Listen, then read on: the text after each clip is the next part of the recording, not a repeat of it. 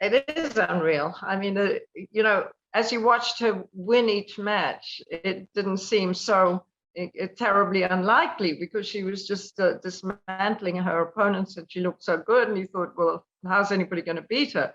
But now that it's happened, and you look back and you think, that is quite incredible. It is really, I mean, to think that she had to play 10 matches in a row. It's very hard to win 10 matches in a row. And she didn't lose a set. And she's first in every way you can think of. First qualifier to win, first since I won 53 years ago. And you know, as she said, it's a dream. You know, you dream of that, going out and greeting your friends in the box and all that when you see the people who do it. And that's what I'm going to do that sometime, but the reality is something else and amazing. But she will see all the pictures in the paper of her holding that trophy and she'll know it's real today.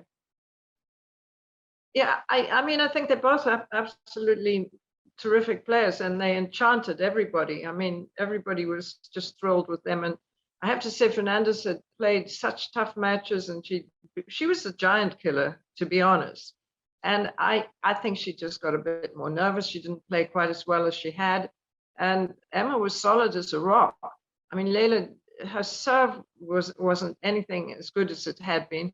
I don't know whether that's because she didn't know quite how to handle Emma, because Emma returned so well. And, you know, Emma would change her position around a little bit when she was returning, which is a very smart thing because she was trying to cover that extreme left-handed slice serve that Leila would give her. And so she was moving around a little bit. So Leila might just not have been able to quite get set in her visual part of where she was serving.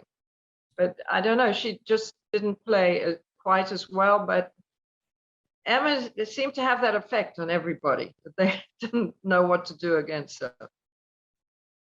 Well, you know, you only get these really extra special players once in a decade, once in 2 decades. And you look at, on the women's side, you knew that Chris Evert was going to be an exceptional winner. You knew that Martina Navratilova was. You knew Serena Williams was.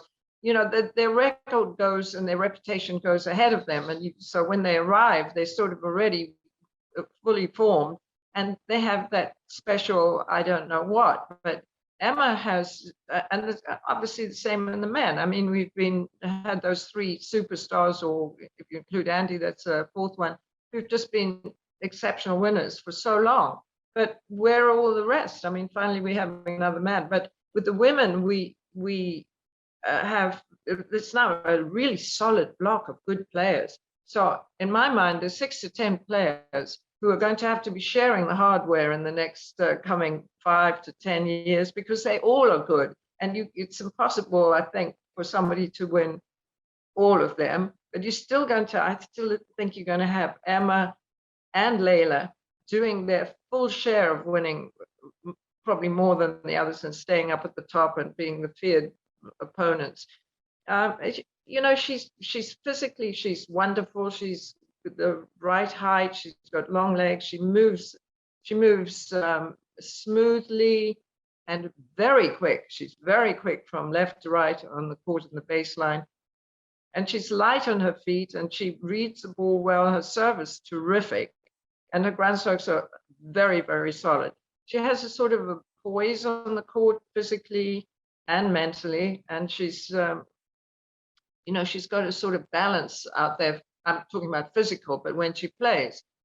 And she also, her concentration, which is probably most of, and her determination, those are very important factors. And she seems to have those too.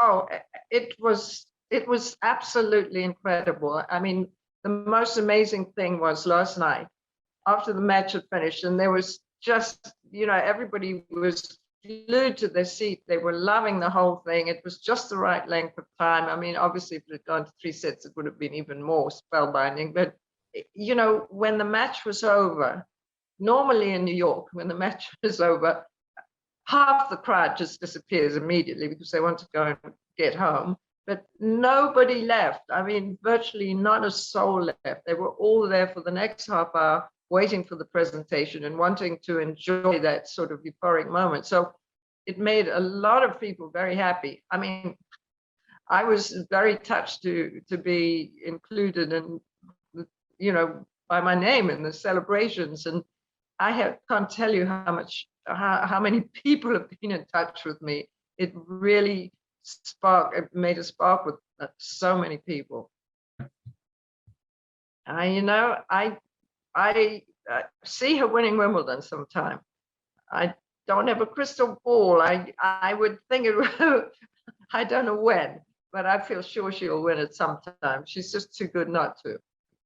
Well, I mean, I think it's just the difficulty is to pace yourself, to gauge the right number of tournaments because to play and matches to play, because that's one of the hardest things. Because if you if you decide you're going to play in 3 tournaments in 2 months or something, and you lose early, then you haven't had enough match play. If you get to the final of every tournament and you play in 5 tournaments, you're probably absolutely exhausted. So that's something that it's too early to tell. I mean, if you take the Roger Federers and people, they would know exactly how to pace themselves because they knew that they were always going to get pretty much to the final. So that she'll have to find out. And she also, I would think, you know, they're going to be like bees around a honeypot, all the sponsors and all the attention she's going to get. So she has to be strong enough to say, yes, I'll do that, and no, I won't do that. Because along with all that acclaim comes a lot of time you have to spend with the sponsors and things. So for every wonderful sponsorship you get with however many millions of dollars or whatever, there's an equal amount of time that you have to give to them. It's not just that you sit back and say, you know, I'll put my feet up and you hand it to me. It's tough. So you have to be able to select and choose wisely.